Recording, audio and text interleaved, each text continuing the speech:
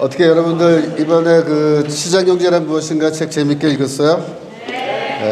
이 책은 사실 여러분들 수준에는 좀 너무 쉬운 책이었죠.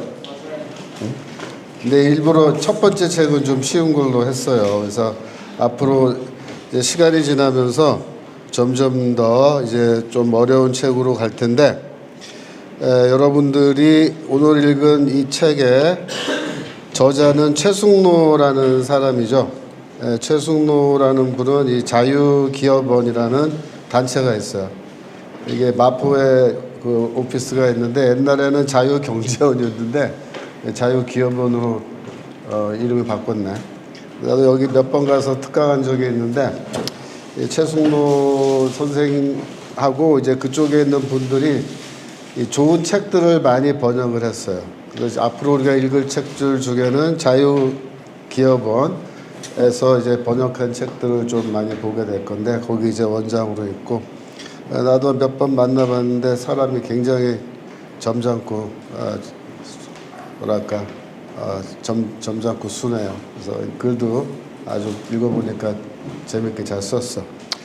자, 그래서 이제 오늘 제가 이 공부한 내용 요약을 좀 이제 하려고 하는데, 이미 여러분들의 그 카톡방에 내가 만든 요약본 이미 다 올려놨죠. 그죠? 그래서 여기 내용 중에 기본적으로 책에 있는 내용을 내가 요약한 것도 있고 제가 더 추가한 것도 있고 그래요. 읽어봤어요? 그래서 오늘은 내가 요거 가지고 잠깐 정리 좀 해드릴게요. 첫 번째, 이 사람이 혼자서 살 수는 없다. 여기서 키워드는 뭐야? 교환경제라는 거야. 교환경제. 여기 나오죠? 어디 갔어? 교환경제.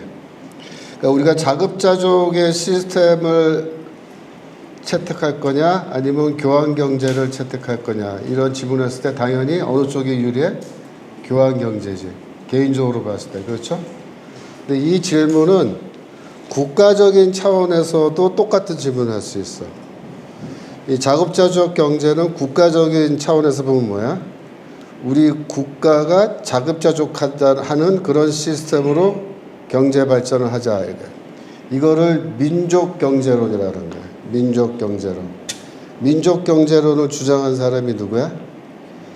박현채라는 사람이에요. 박현채. 죽었어요, 얼마 전에. 광주 조선대학교에 교수로 있었습니다. 그래서 과거 내가 대학생이던 시절에 1980년대 박현채 책을 다 읽었어. 운동권 학생들이. 민족경제론. 민족경제론을 받아들여서 그거를 국가 경제 정책으로 삼은 사람이 누구야? 우리나라 대통령 중에 김대중 대통령이야. 대중경제론이라는 말 들어봤어?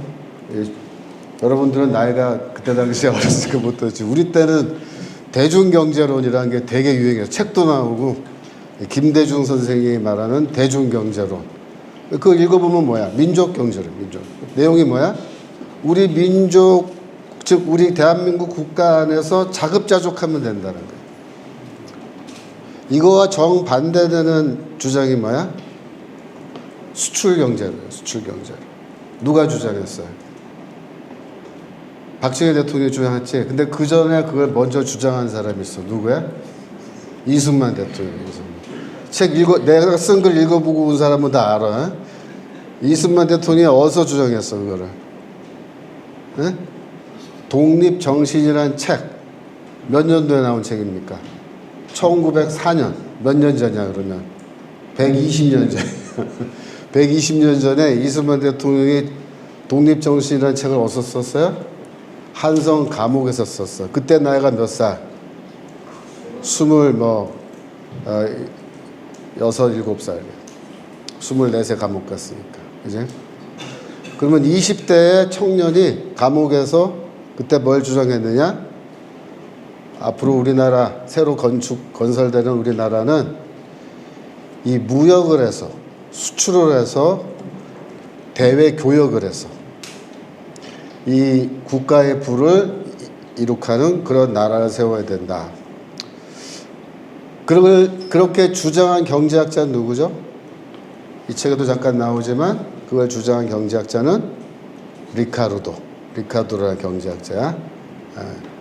자, 그래서 지금 자급자족할 거냐 아니면 교환을 하면서 인간이 살아갈 거냐 했을 때 인간 개인의 차원에서도 교환 경제가 우수하지. 국가적인 차원에서 똑같은 거야. 우리나라가 교역을 하지 않고 자급자족하자. 민족 경제, 대중 경제 이런 거 하자. 그거 했으면 어떻게 됐을 것 같아? 망했습니다. 우리나라. 지금 우리나라 경제력이 세계 5위 아니면 6위인데 수출 주도형 경제 성장, 경제 개발, 그죠? 이게 왜 유효한 거야? 교환 경제. 우리가 더 비교 우위에 있는 상품을 만들어서 수출하고 혹은 내가 비교 우위에 있는 상품을 만들어서 교환하면 그게 훨씬 더 이득이지, 그지? 이득이지. 그래서 우리 민족이 모든 걸 다 만들어서 자급자족해야 돼요? 그럼 좋겠어? 미국도 그렇게는 안 해. 그러니까 그건 잘못된 생각이라는 거야. 자급자족해야 된다, 우리 민족이. 나 혼자 자급자족. 로빈스 크루소야? 안 됩니다. 그래서 이 키워드를 여러분들이 책을 읽고 공부할 때 공부 잘하는 학생들은 어떻게 해? 키워드. 내가 시험 성적, 시험 답안 채점할 때 어떻게 채점해? 키워드를 썼느냐 안 썼느냐. 알겠지? 그러니까 책 읽을 때 키워드는 어떻게 해? 동그라미 막 쳐놔야 돼. 동그라미 쳐놔. 그 다음에 교환, 부족함을 해결하는 거. 이거는 물론 이제 여기 화폐가 중요한 거예요. 화폐. 교환하려면은 물물 교환이 아니고 화폐가 매개가 돼서 물물 교환하기 때문에 얘는 돼지 한 마리 100만 원, 얘는 닭 한 마리 1,000원 갖고 왔는데 둘이서 교환이 돼야 안 돼. 안 되지. 나 돼지고기 먹고 싶고 얘는 닭고기 먹고 싶은데 안 되잖아. 근데 화폐가 있으면 되는 거야. 그래서 재화를 교환할 수 있게 되면은 여기 있지. 누구나 인간이 자급자족하지 않아도 된다. 이게 마우스가 좀 이상하다. 됐다. 그 다음에 혼자 자동차를 만들 필요는 없다. 여기서 키워드는 뭐야? 분업이야. 분업. 응? 분업. 자, 분업을 주장한 사람이 누구지? 외워야 돼. 이제부터는 분업을 주장한 경제학자. 아담 스미스. 아담 스미스의 국부론이라는 책이 있었지. 응? 근데 그 당시는 중상주의 시대라 그래. 중상주의 시대 때는 절대왕정 시대야. 쉽게 말하면 이제. 그래서 이때는 부유한 나라를 1등부터 2등 이렇게 쭉 줄 서올 때 기준이 뭐냐면 그 나라가 금을 얼마나 많이 갖고 있느냐 그거야. 금을 많이 갖고 있는 나라가 부자야. 그럼 어떻게 해? 식민지 쪽으로 막 남아프리카 막 가서 금광을 찾아서 헤매가지고 금을 막 해갖고 갖고 가. 금, 은 이런 거. 스페인이 옛날에 그랬죠. 그때 중상주의란 말이야.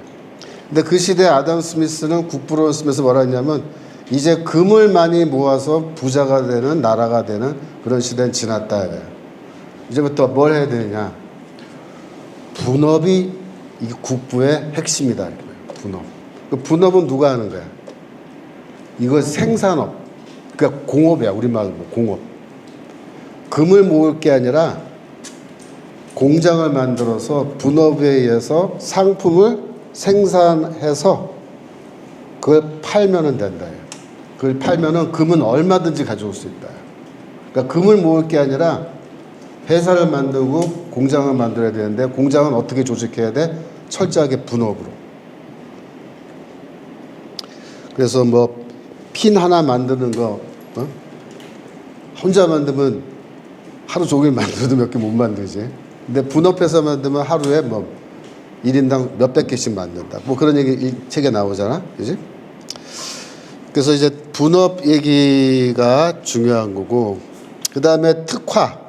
특화는 뭐야? 전문 분야가 막 나눠지는 거야. 전문이에요. 그래서 특산품 그런 말 있지. 특화 작물. 그러니까 스위스라는 나라의 특산품은 뭐야? 자동차야? 아니지. 시계라면 시계. 왜? 거기 산이 많고 그래서 조그만 거 시계 만들어서 팔면은 그걸로 차를 사오면 돼. 스위스에서 자동차 공장 만들 필요 있어? 없단 말이야. 그러니까 내가 잘 할 수 있는 거를 열심히 해서 그걸 만들면 돼. 그러면은 이거는 이 특화라는 거는 결국 뭘 전제로 한 거야? 이거는 요거보다 특화는 결국 뭘 만들어? 직업의 세분화를 만들어. 직업의 세분화. 그래서 병원도 요새는 뭐야? 척추 전문 병원, 뭐 아토피 전문 병원, 점점점 병원이 세분화되지. 이게 다 특화야. 특화. 그래서 특화가 되면서 직업이 다양해지는 거야. 직업이. 옛날에는 컴퓨터 게임하는 게 직업이 될 수 있느냐? 없다고 생각했는데 지금은 뭐야? 직업이 되는 거야. 컴퓨터 게임 하는 것조차도. 근데 이런 모든 거는 다 시장 경제 제도를 채택한 나라에서만 가능한 거야. 교환하지 않고 분배해줘. 분배. 국가가 분배해줘. 뭐야? 공산주의 국가. 사회주의 국가. 교환하지 않고 국가가 책임지고 다 물건 만들어서 분배해주는 그런 나라에서는 이런 직업의 특화 이런 게 가능한가? 안 된단 말이야. 안 돼. 북한은 직업의 특화 정도 물론이고 직업 선택의 자유가 있어요, 없어요? 북한 같은 데는 없단 말이에요. 비교 우위. 그래서 이 곡물법 얘기는 다 알고 있을 거고, 그래서 이 비교 우위를 해서 비교 우위에 뭐 물건을 만들어서 수출하려면 뭐가 전제돼야 돼? 자유교육이 전제돼야 돼. 자유무역. 자유무역이 이게 키워드야 여기서. 이제 즉 비교 우위의 것을 만들어서 수출을 하고 또 우리가 저쪽에서 뭐 사오려면은 자유롭게 무역해야 되고 이 관세 있지 관세 이런 게 없는 게 좋단 말이야 원래는.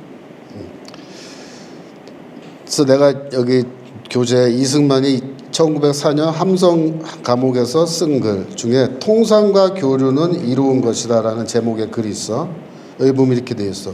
오늘날 세계에서 부강하고 문명한 나라들은 서로 통상하면서 교류하는 가운데 이렇게 발전된 수준에 이르게 된 것이다.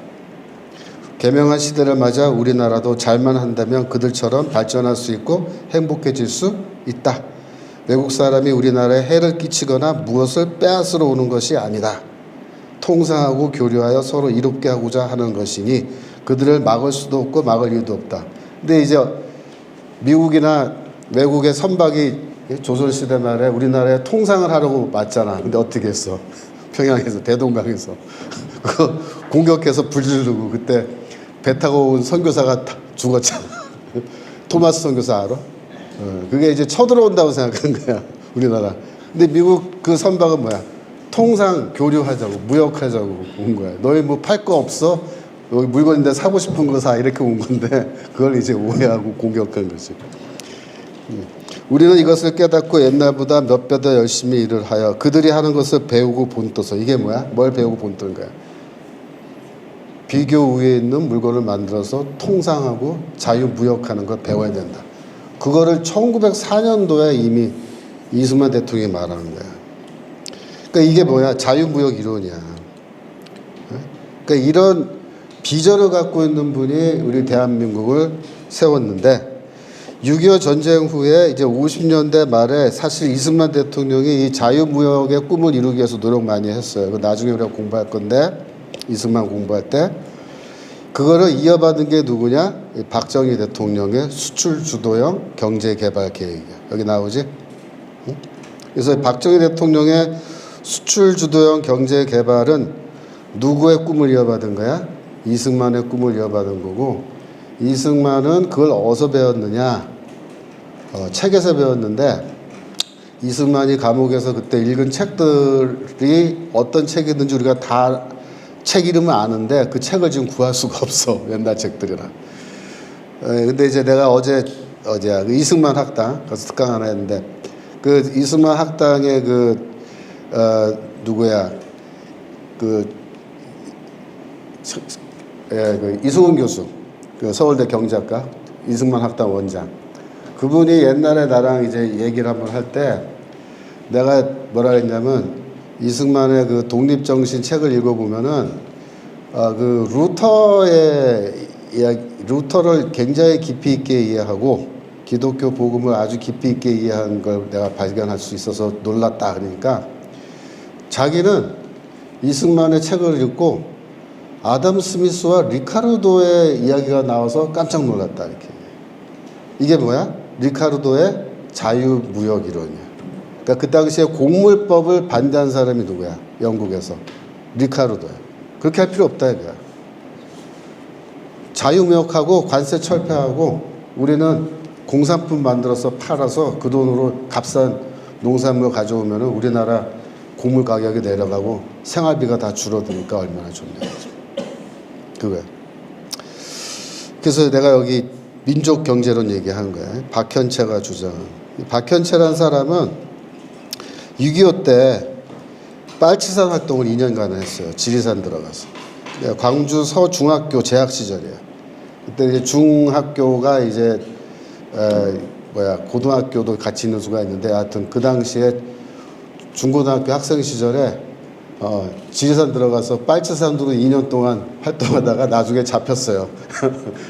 토벌대에 잡혔는데 나이가 어리니까 그냥 풀어준 거예요. 나중에 이제 경제학 공부하고 경제학자가 돼서 만들어낸 게 민족경제론이에요.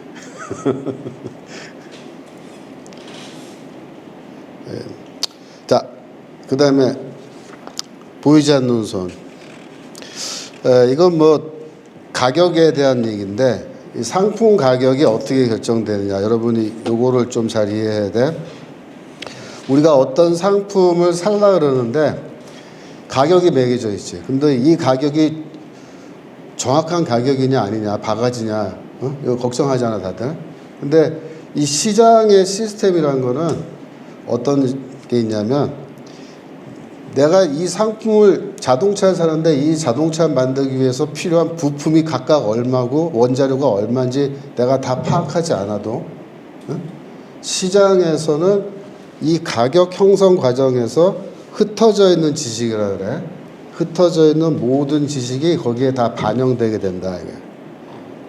그래서 내가 이 모든 지식을 갖지 않아도 이게 다 반영된 상태의 그 가격을 내가 알고 있고 그걸 구입할 수 있기 때문에 시장 가격이 생기는 과정은 이 사회 전체에 내가 알지도 못하는 지식이 다 반영되는, 그래서 그런 과정을 통해서 가격이 결정된다. 그래서 자동차를 생산하는 업자가 터무니없게 높은 가격을 매겨서 시장에 내놔봐야 소용이 없다. 흩어져 있는 모든 지식이 다시 반영되면서 그 높은 가격을 끌어당겨 내려서 적정 가격으로 만들어낸다 이것이. 가격 상승 뭐 이런 문제, 연탄 얘기는 다 알고 우유 얘기는 다 알지. 희소성의 문제. 이 희소성은 뭐냐면 인간의 욕망은 무한하고 자원은 유한하기 때문에 결국 예를 들면 후추가 너무 희소하던 시절 유럽에서 후추 가격이 비싸니까 후추를 찾아서 뭐야 대항해 시대가 시작돼. 이제 테레비 처음 나왔을 때 우리 동네에 테레비가 있는 집은 몇 집 없었어요. 그래서 지금 어때? 집집마다 다 있지. 스마트폰도 마찬가지예요. 지금 스마트폰 없는 사람 없잖아. 근데 희소성은 결국 뭐야? 희소성 있는 그런 물건은 보편화돼. 그래서 계속해서 이러한 희소한 물건을 만들어내면 어떻게 돼? 사람들이 그걸 사고자 하는 수요가 생긴단 말이야. 없던 수요가 생겨. 그래서 그걸 많이 만들어내면서 보편화되면서 이 경제가 돌아가는 거야. 그러니까 막스는 자본주의가 망할 거라고 생각했어. 근데 안 망했지. 왜 안 망했냐면 끊임없이 수요가 창출되는 거야.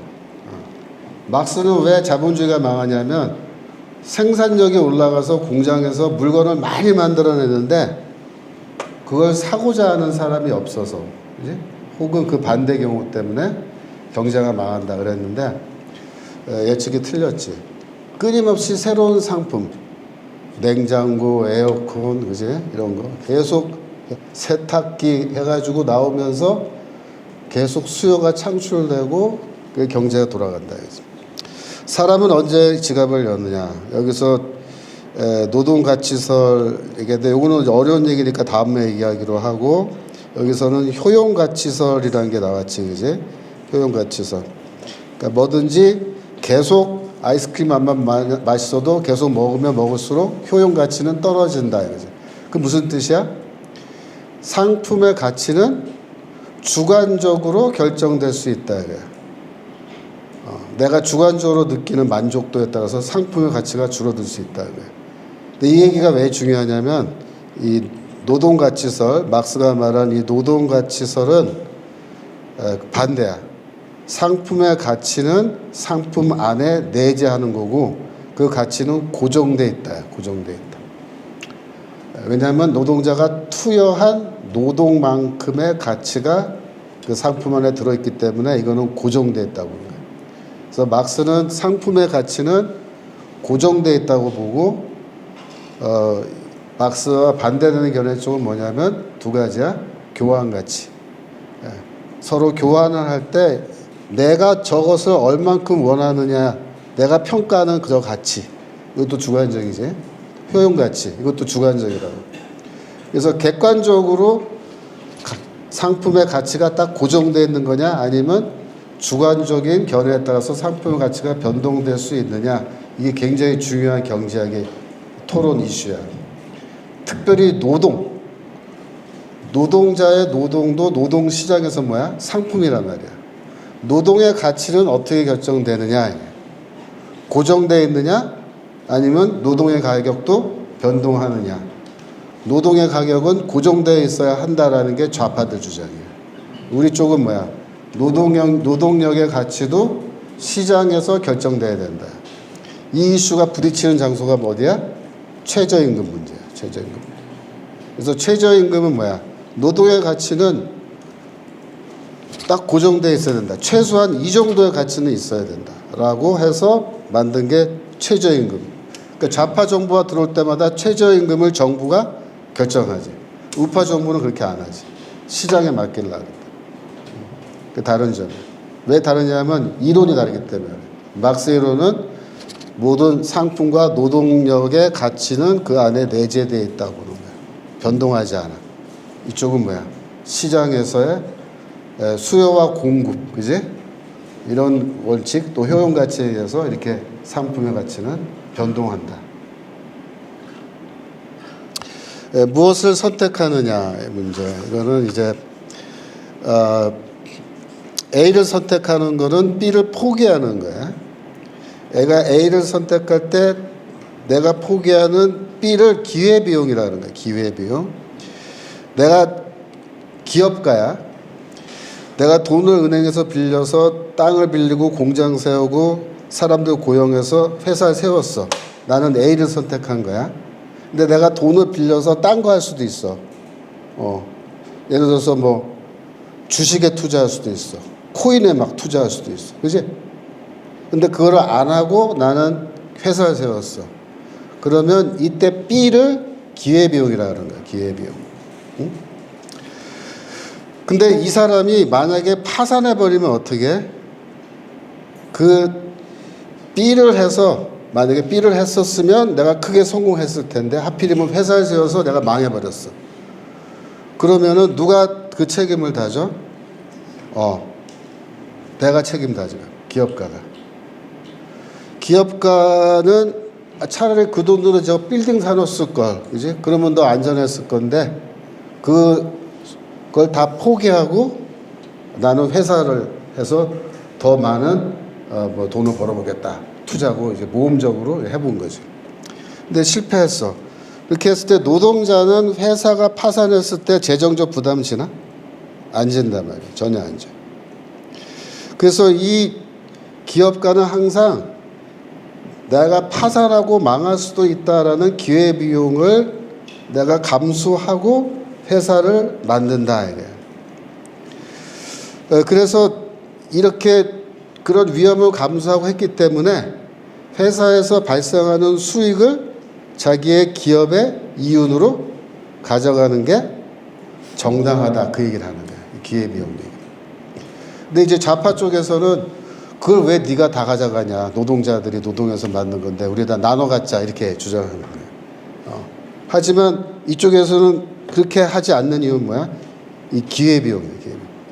그런 위험 부담을 지면서 투자했기 때문에 그래서 이거는 기업가가 가져가는 게 맞다라고 보는 거예요. 이건 뭘 말하는 거냐면 쉽게 말하면 이런 거야. 벤처 캐피탈 이런 거지. 벤처 사업.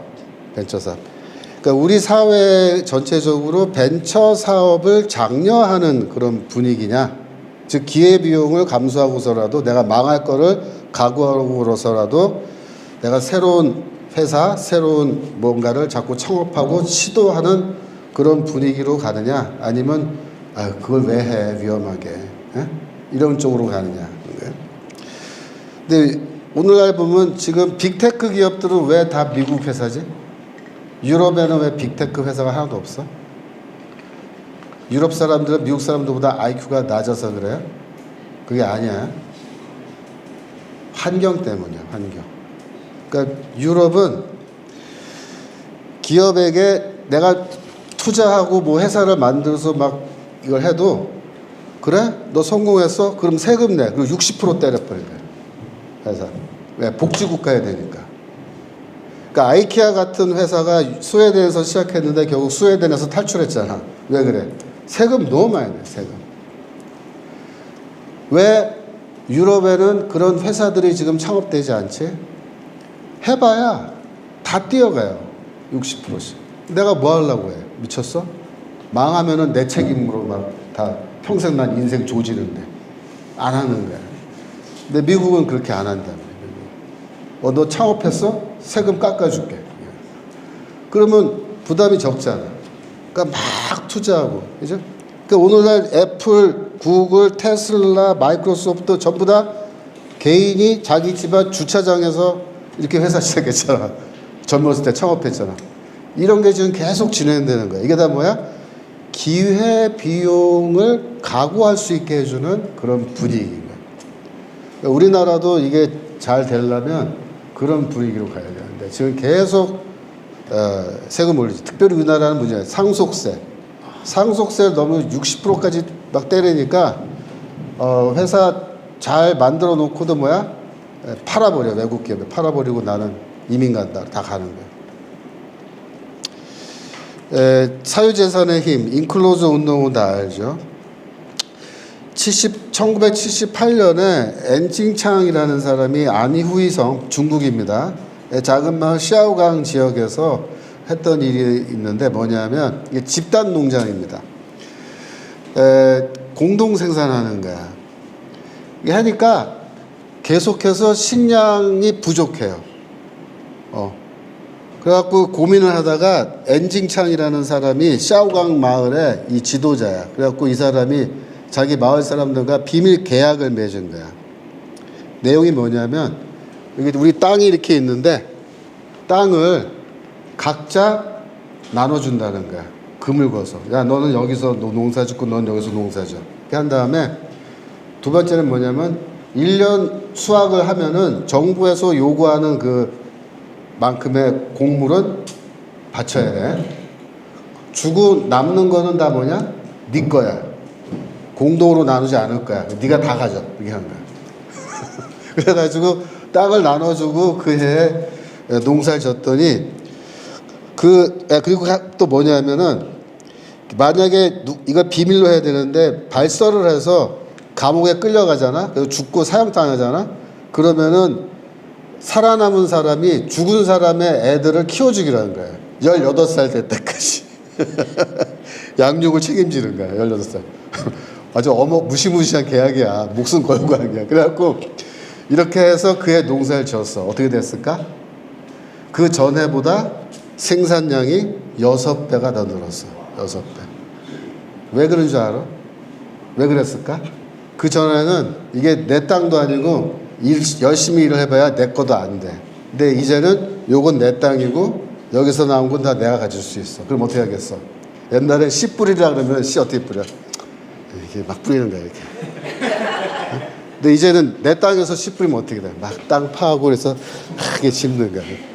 옛날에 물 주라 그러면 그냥 대충. 이제는 물 줄 때 막 이렇게 열심히. 왜? 이거 내가 다 가질 거니까. 그지? 그 6배가 난 거야. 그러니까 상부에서 갑자기 얘네들이 6배나 더 이제 많이 거두었다라는 소문을 들은 거야. 조사가 들어갔어. 다 밝혀졌어요. 비밀 계약서 다 밝혀졌는데 그때 등소평이 중국을 다스릴 때야. 그래갖고 등소평은 뭐야? 시장 경제 제도를 채택하는 입장이잖아. 그래서 등소평은 오히려 이 사람들을 상을 줬습니다. 이거를 전국적으로 공개했어. 그리고 샤오강 마을에 이 모범을 본받자 그래가지고 기념관 세워주고 막 이렇게. 근데 이게 뭐야? 사유재산의 힘이야, 힘. 1890년에 한국을 방문한 이사벨라 비숍이라는 영국 여성이 쓴 한국과 그 이웃 나라들이라는 책이 있는데 그 책에 보면 부상거리가 이렇게 돼 있어요. 이게 한마디로 말하면은 막 지저분하기가 말도 할 수 없고 애들은 막 때가 비늘처럼 벗겨지는 아이들이 있고 아이들이 발가벗거나 반쯤 벌거벗은 채로 들끓는 악취에도 아랑곳하지 않고 먼지와 지륵 속에서 뒹굴고 있고 남자 일승인 군중들은 특별히 하는 일 없이 이리저리 걸어다니며 빈둥거리고 있었다. 그래서 한국에 대한 이미지는 야, 이 민족은 희망이 안 보이는 민족이다. 더럽고 지저분하기가 말할 수가 없다. 이렇게 돼 있거든. 근데 그 다음에 어디 갔냐면 연해주에 있는 한국 조선인 마을을 방문했어. 그랬더니 어디 갔냐면 저택들은 으리으리하고 매우 잘 건축되었다. 농장들에는 가축들이 잘 길러주고 있었다. 어른들과 아이들은 옷을 잘 입고 다닌다. 마을의 농토는 꼼꼼하게 경작된다. 한국식으로 해반죽된 진흙과 기와로 단정하게 지붕이 이어져 있고 주택지구와 농가의 안뜰은 해반죽된 담 혹은 단정하게 짜여진 갈대로 만들어진 높은 울타리로 둘러싸여져 있다. 등등. 그러면서 또 한국 고위관리의 집에서도 보지 못한 많은 가구들이 있었다. 캐비넷, 책상, 우아한 환동 장식을 한 나무로 만든 쌀통, 탁자, 걸사, 소파 등등. 근데 문 밖에는 곡식 창고, 조랑말, 계량 좋은 검은 돼지, 쟁기를 끄는 소, 블라디보스톡 시장에 내놓을 살찐 소, 손술의 농기구들이 들어져 있었다. 한국에 있을 때 나는 한국인들은 이 세상에서 가장 열등한 민족이 아닌가 의심한 적이 있었고 그들의 상황을 가망 없는 것으로 여겼다. 그러나 이곳 프리모르스크에서 내 견해를 수정할 상당한 이유를 발견하게 됐다. 이곳에서 한국인들은 번창하는 분홍이 되었고 근면하고 훌륭한 행실을 하고 우수한 성품을 가진 사람들로 변해갔다. 이들 역시 한국에 있었으면 똑같이 근면하지 않고 정약이 아니고 절약하지 않았을 것이라는 점을 명심해야 된다. 여러분, 연해주와 조선은 왜 이렇게 달랐을까? 똑같은 민족인데 이유가 뭐야? 연해주는 그 당시에 사유재산 제도가 있었어. 사유재산을 보호해주는 거야. 한국 사람이 어떻게 해? 열심히 일하는 거야. 근데 그 당시 조선은요, 내가 열심히 해서 돈을 많이 갖고 있으면 어떻게 해? 관리들이 뺏어가는 거야. 아무 이유 없이 관가에 끌고 가서 묶어놓고 저놈을 매우 쳐라! 그러면 막 치는 거야. 재판 그런 거 없어요. 민사소송, 형사소송 그런 게 없습니다. 그래서. 여러분, 민사소송이 없는 거야. 그래서 우리나라에서 민사법이 처음 만들어서 실시될 때가 언제야? 일제시대입니다. 그때부터 쉽게 말하면 인권 보장이 시작된 거야. 그 전까지 인권 없습니다. 저놈을 매우 쳐라 그러면 아무 죄 없이 맞는 거야. 언제까지? 숨겨놓은 돈 내놓을 때까지. 돈을 어디다 숨겨? 집 마당에 땅을 파고 돈을 숨겨놔요. 안 뺏기려고. 근데 그걸 알고 때려서 꺼내오게 하는 거예요. 자, 몇 시야? 시간. 내가 몇 분까지 하기로 했지? 20분까지 해서 시간이 지났어? 자, 그래서 여러분들이 중요한 거는 다 했어. 그래서 제일 마지막 요것만 하고 마칠게. 그러니까 지금 라세페어 이게 뭐냐면은 시장 방임주의라 그러거든. 그러니까 시장은 내버려 둬라, 정부가 개입하지 말라 그러는데 그게 이제 자유시장 경제의 어떤 본질이라고 말하는 사람도 있어요. 그러니까 자유경제론은 그런 입장이야. 근데 이제 거기에 반대하는 사람도 있어. 나는 약간 반대야. 나는 어떤 쪽이냐면 자유시장 경제 제도가 만들어진 것은 그 과정을 보면은 뭐 하나님이 만들어준 거 아니지. 그러니까 인간의 그러니까 어떠한 그 진화의 과정 같은 진화의 과정을 통해서 자생적 질서가 생겨난 거다. 하이에크라는 학자는 이렇게 말해. 하이에크도 우리가 나중에 공부할 거야 이제 그거. 근데 이제 자생적 질서로서 시장이 만들어낸 제도다 이렇게 말하는데 그런 그 과정에서 인간의 의식적 노력 없이 여기지 인간의 의식적 노력 없이 저절로 만들어진 거냐? 그건 아니라는 거예요. 즉 다시 말해서 이 제도 시장경제 제도를 만들고 유지하기 위해서 많은 법을 만들었고 그 법은 이 의회의 입법을 통해서 만들어지는데 그 과정은 시행착오를 경험하면서 다듬으면서 오늘날까지 온 거야. 그러니까 시장제도는 인간이 결정 활동을 한 자연적 결과로 생겨난 것이기도 하지만 한편으로는 뭐야? 인간이 의식적으로 디자인하고 다듬은 결과이기도 하다. 우리나라에서 이런 견해를 주장하는 학자가 김승욱 교수라고 해요. 김승욱 중앙대 경제학과 교수인데 나랑 되게 친해. 그래서 내가 한번 부를 거야. 불러서 이 사람이 쓴 책이 있어. 제도의 힘, 뭐 그런 책이야. 이 사람이 공부하는 게 제도 경제학이야. 제도 경제. 제도 경제학 핵심은 뭐냐면 이 경제 제도라는 거는 자연 발생적으로 만들어진 게 아니고 상당 부분 의식적 노력으로 디자인해서 만들어낸 결과다라는 걸 주장하는데 나중에 한번 이제 불러서 우리가 특강을 듣도록 하겠습니다. 자, 거기까지.